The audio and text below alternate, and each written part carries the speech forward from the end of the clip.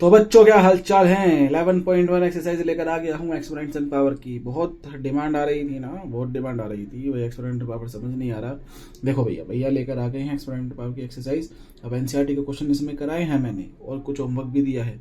ठीक है, इस वीडियो को पूरा देखना है, समझना है और आगे क्वेश्चन जो मैंने दिए हैं वो करने हैं। आंसर कमेंट सेक्शन में लिखना। मैं देखूंगा, चेक करूंगा कि कौन बच्चा कितना पढ़ रहा है, कितना नहीं पढ़ रहा है, कौन कितना एक्टिव है, ये मैं सब चीज़ देखूंगा। ठीक है, तो बिना किसी देरी के स्टार्ट करते हैं। और जो हाँ देखो देखो भाई, जो चीज़ समझ नहीं आई ना बता देना, कमेंट सेक्शन में लिख देना कि भैया मुझे ये चीज़ समझ नहीं आई। ठीक है, जो चीज़ नहीं आई उसको हम समाधान करेंगे, समझाएंगे। चलो क्वेश्चन नंबर फर्स्ट स्टार्ट करते हैं। फाइंड द वैल्यू ऑफ, किसकी वैल्यू निकालनी है, 2 की पावर 6 की। 2 की पावर 6 है भाई, 2 कितनी बार मल्टीप्लाई होगा भाई, 2 के ऊपर 6 है, मतलब 2 की पावर 6। 2 की पावर 6, 6 ऊपर लिखा हुआ है, मतलब 2 कितनी बार मल्टीप्लाई होगा, मेरा 6 बार मल्टीप्लाई होगा। तो लिख दो भाई, 2 दूनी 4, दूनी 6, दूनी 8, दूनी 2, दूनी 2 दूनी 4, दूनी 8। सॉरी, मैं ही गलत बोल गया भाई, मैं गलत बोल गया। अरे भैया दिक्कत मत लेना। देखो 2 2 4, 2 बार को मैंने 6 बार मल्टीप्लाई किया। 2 multiply 2 multiply 2 multiply 2 multiply 2 multiply 2। ठीक है, 6 बार है, गिनती कर लो 1 2 3 4 5 6। अब मल्टीप्लाई करोगे 2 2 4, 2 8, 2 16, 2 32, 2 64। आंसर है 64। ठीक है, पहले तो मजाक की बात थी, अब सीरियस होके पढ़ो जरा। 2 की पावर 6 की एक्सपोनेंशियल फॉर्म हो गई 64 की। अब सेम केस इसी तरीके से आपको करना है सेकंड वाले पार्ट में, थर्ड वाले पार्ट में, फोर्थ वाले पार्ट में। जिसमें दिया गया है 9 की पावर 3 की वैल्यू आपको निकालनी है, 11 का स्क्वायर यानी 11 की पावर 2 की वैल्यू आपको निकालनी है, एंड 5 की पावर 4 की वैल्यू आपको निकालनी है। हो जाएगा, हो जाएगा। सेम इसी तरीके से करना है, मल्टीप्लाई करके आंसर लिखना है, सेम तरीके से हो जाएगा। अब क्वेश्चन नंबर 2 बोल रहा है express the following in the exponential form. इनको एक्सपोनेंशियल फॉर्म में लिखना है, मतलब जो को पहले वाले क्वेश्चन में किया था उसका उल्टा करना है आपको। ये बताना भाई एक्सपोनेंशियल फॉर्म में लिखना है 6 मल्टीप्लाई 6 मल्टीप्लाई 6 मल्टीप्लाई 6। तो 6 हमारा इस वाले क्वेश्चन में कितनी बार मल्टीप्लाई हो रहा है, कितनी बार मल्टीप्लाई हो रहा है, आप कहोगे भैया 4 बार। तो 6 के ऊपर 4 चढ़ा दो ना पावर में, जितनी बार मल्टीप्लाई हो रहा है उसी को 4 बार चढ़ा दो ऊपर, चढ़ा दिया ऊपर 6 की पावर 4, आंसर आ गया 6/4। अब इस वाले क्वेश्चन में क्या करोगे, देखो मैंने फर्स्ट और फिफ्थ पार्ट कराया है और बाकी सब पार्ट जैसे मिलते जुलते हैं वो आपको खुद से करने हैं। देखो 2 कितनी बार आ रहा है मेरे पास, 2 मेरे पास 2 बार आ रहा है। ए कितनी बार आ रहा है, 2 बार आ रहा है। तो 2 की पावर 2, ए की पावर 2। और इसको मैं नीचे करके ऐसे भी लिख सकता हूँ, 2 की पावर 2, ए की पावर 2।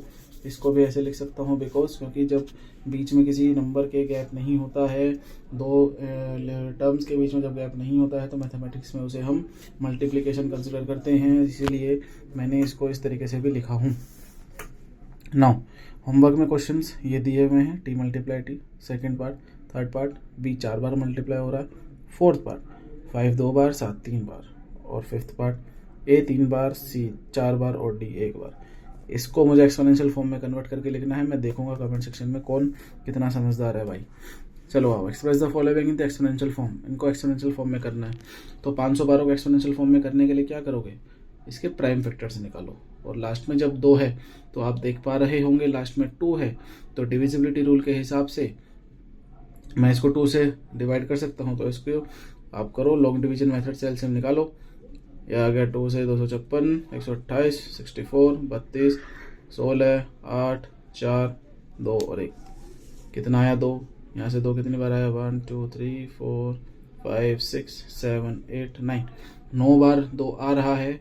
और इसको इस फॉर्म में लिखना है, 512 के आगे ये फॉर्म में लिखना है, और यहाँ से ये इसके एक्सपोनेंशियल फॉर्म आ जाएगी बिकॉज 2 मेरा 9 बार आ रहा है। सेकंड वाला पार्ट क्यों कराया, क्योंकि 3 4 3 आपको समझ नहीं आता कि 3 4 3 असल में किसका मल्टीपल होता।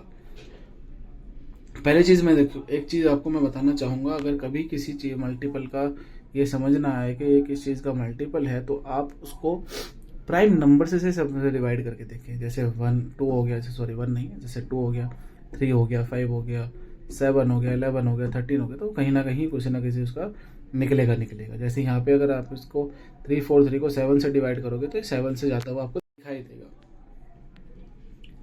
दिखाई देगा। ठीक है, यहाँ पे कैसे आ जाएगा फिर ये 7 की पावर 3।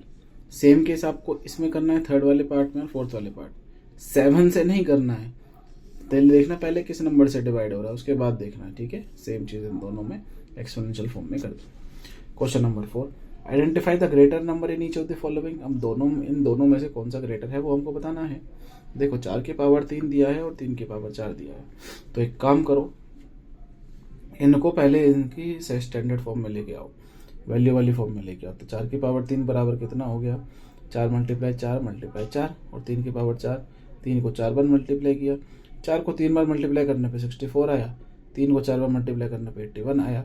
तो आपको सभी को पता है, सभी जब जहाँ ये चीज़ पता है कि 81 64 से बड़ा होता है, तो इसलिए 3 की पावर 4 ग्रेटर हो जाएगा। सेम केस आपको इसमें करना है भाई, सेकंड वाले पार्ट में, थर्ड वाले पार्ट में भी ऐसे ही करना है, फोर्थ वाले पार्ट में आपको थोड़ा दिमाग चलाना पड़ेगा, देखता हूँ कितना चलाओगे, एंड फिफ्थ वाले पार्ट में भी करना है, ठीक है।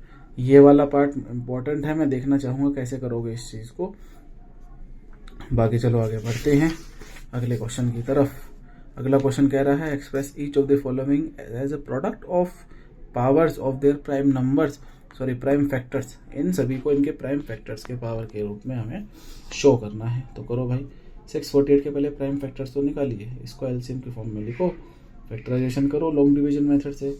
लॉन्ग डिवीजन मेथड से जब मैंने फैक्टराइजेशन किया तो मेरे को मिला कि 2 को जब मैंने 648 को 2 से करा तो 624, फिर मैं 2 से कर सकता हूँ बिकॉज लास्ट में भी 4 है, 162। अब ये 81 आया, अब लास्ट में 81 है, लेकिन 3 की टेबल में 81 आ सकता है बिकॉज 8 + 1 कितना हो जाएगा, 9। एंड डिविजिबिलिटी रूल क्या कहता है, जब प्लस करके डिजिट्स को 9 आ जाए, 3 आ जाए, या फिर 3 की टेबल वाले नंबर आ जाए तो 3 का मल्टीपल आ जाए तो वो 3 से डिवाइड होगा। तो मैंने 3 से करा, इसको आया 27, 3 9 जाता है, 3 3 3 1। तो मेरा 2 तो 3 बार आ रहा है और 3 4 बार आ रहा है, तो इसको मैंने एक्सपोनेंशियल फॉर्म में लिख दिया। इसी तरीके से आंसर आएगा 2 की पावर 3 एंड 3 की power 4। Second, third and fourth part आपको इसी तरीके से करना है, ठीक है। हो जाएगा ना, मैं उम्मीद लगा के बहुत बैठा हूँ आपसे, भाई करना है आपको ये। अब चलो सिंप्लीफाई करते हैं इसको, बहुत आसान काम। क्वेश्चन नंबर 6, सिंप्लीफाई में कुछ नहीं करना। 2 मल्टीप्लाई 10 की पावर 3, देखो 2 मल्टीप्लाई करना है, 2 की पावर तो एक ही है, उसको एक ही बार लिखो, ठीक है। ये नहीं कि 2 मेरा मल्टीप्लाई हो रहा है 10 की पावर 3 से, तो 2 मल्टीप्लाई 10 को 3 बार करोगे तो 2 × 1000, तो आंसर आ जाएगा 2000। अब इसमें सेकंड वाले पार्ट में 7 की पावर 2 मल्टीप्लाई 2 की पावर 2 लिखा है, तो 7 भी 2 बार और 2 भी 2 बार, तो ये हो जाएगा 49 × 4 आ जाएगा 196 आंसर। चलो आगे बढ़ते हैं। Question number 7, simplification. First part क्या बोला है सिंप्लीफाई में, आपको वैल्यू ही निकालनी है इसकी। फर्स्ट पार्ट -4 की पावर 3, तो माइनस का इंटीजर है और पावर 3 है। जब किसी भी इंटीजर को आपको क्या करना है, पावर 3 है तो इसको 3 बार मल्टीप्लाई करना है, पावर 3 है तो क्या करना है, 3 बार मल्टीप्लाई करना है।